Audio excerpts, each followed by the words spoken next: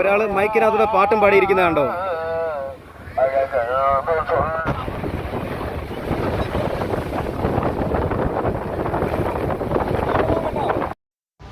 നമ്മളിപ്പോൾ നിൽക്കുന്നത് തമിഴ്നാട്ടിലെ തിരുച്ചെന്തൂർ ക്ഷേത്രത്തിനടുത്തുള്ള ബീച്ച് പരിസരത്താണ്. കടപ്പുറത്തൂടെ വെറുതെ ഒന്ന് നടന്നു നോക്കുകയാണ്. ഒരു സായാഹ്ന സവാരി. കടലിൻ്റെ തീരത്തായിട്ടാണ് ഈ ക്ഷേത്രം സ്ഥിതി ചെയ്യുന്നത്. അതുപോലെ തന്നെ ഈ കടപ്പുറത്ത് ഈ ബീച്ചാണ് കേട്ടോ, ബീച്ച് കൂടിയാണ്.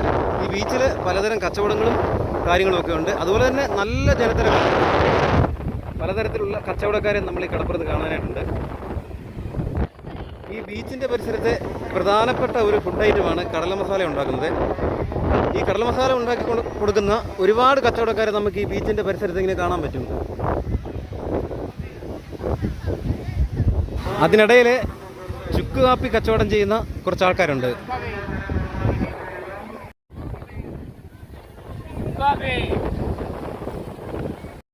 അതിനിടയിൽ കൊച്ചുകുട്ടികൾക്കുള്ള കാറ്റാടി പമ്പരങ്ങൾ വിൽക്കുന്ന ഒരു കച്ചവടക്കാരന്.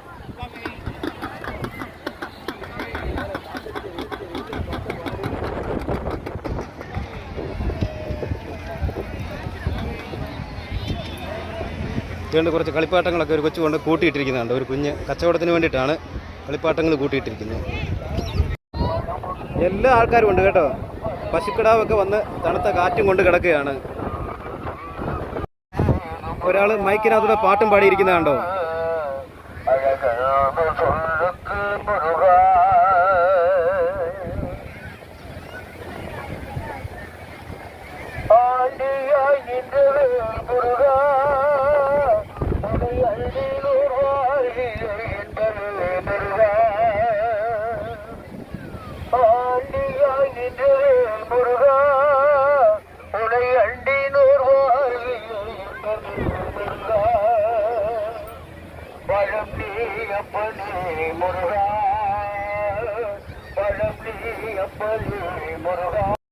ഈ സമയത്ത് ഇപ്പോൾ അമ്പലത്തിൻ്റെ പണികളൊക്കെ നടന്നുകൊണ്ടിരിക്കുകയാണെന്ന് തോന്നുന്നു. എല്ലായിടത്തും വർക്ക് നടന്നുകൊണ്ടിരിക്കുന്നു.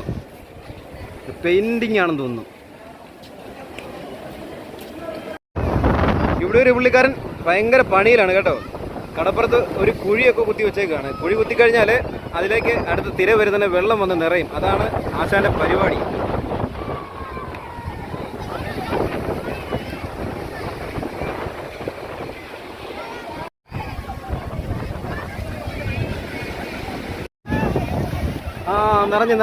നിറഞ്ഞ് ആ കുഴിക്കകത്ത് വെള്ളം വന്ന് നിറഞ്ഞിട്ടുണ്ട്.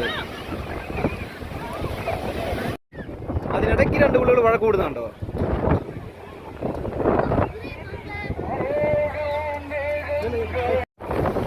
കടലിൻ്റെ കാഴ്ചകളും കണ്ടങ്ങനെ നിന്നപ്പോൾ ഓർക്കാപ്പുറത്ത് തിരമാലയടിച്ച് ഒരു അതിഥിയെ നമ്മുടെ മുന്നിലേക്ക് കടലമ്മ കൊണ്ട് തന്നു.